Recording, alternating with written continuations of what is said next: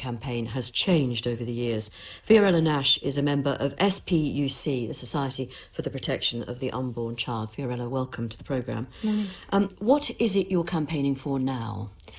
Well, in essence, the campaign has never changed.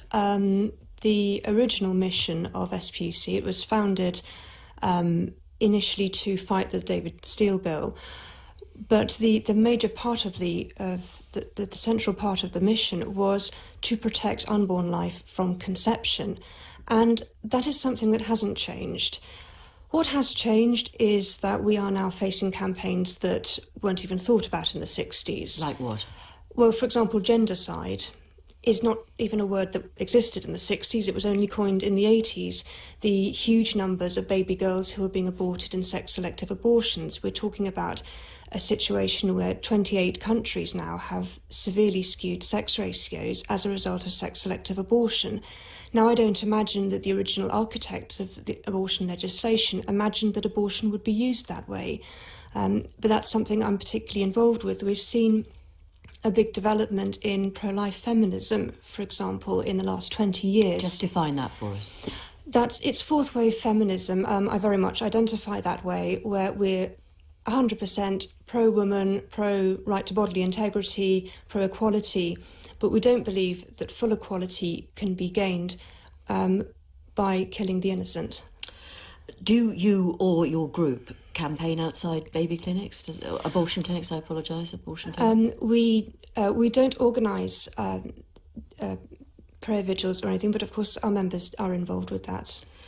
Now, you were in the studio listening to the account from the woman in Newcastle of her backstreet abortion. What was always the case was that if you had money, as Diane Monday's account reflected, you would be all right. It is always those with no money, no connections, in pretty desperate situations who go through a really tough time. And you would acknowledge that, wouldn't you? Yes, nobody denies that illegal abortion happened or happens. And for a member of the pro-life movement, there is no difference morally between a legal abortion and an abortion on a kitchen table. It's not that we say that we want abortion to happen, illegally and dangerously. But the plain fact, Fiorella, is if I wanted an abortion today, I could get one. And I could get one if I lived in Northern Ireland because I'd have the money to fund it. But if I'm a 17-year-old terrified girl, I'd really struggle. But the situation is so different today than what you've been looking at from 50 years ago. I mean, what really struck me, hearing that harrowing account of that woman from Newcastle, and even the other references that the other women were making, was women being caught in a situation where they had no alternative. They would lose their job. They had nobody to support them. They had no child support. They risked possibly losing their existing children if they had another child. So you feel, I don't want to have limited time, but you feel in essence that these days women's lives have changed beyond all recognition. A woman having a child wouldn't be judged, and therefore there isn't the requirement for a legal, safe abortion. I don't think there has ever been a requirement for abortion. I think women are better than that. I think even the early feminists spoke of the fact that women can achieve what they want without, as they used to put it, the murder of their own child.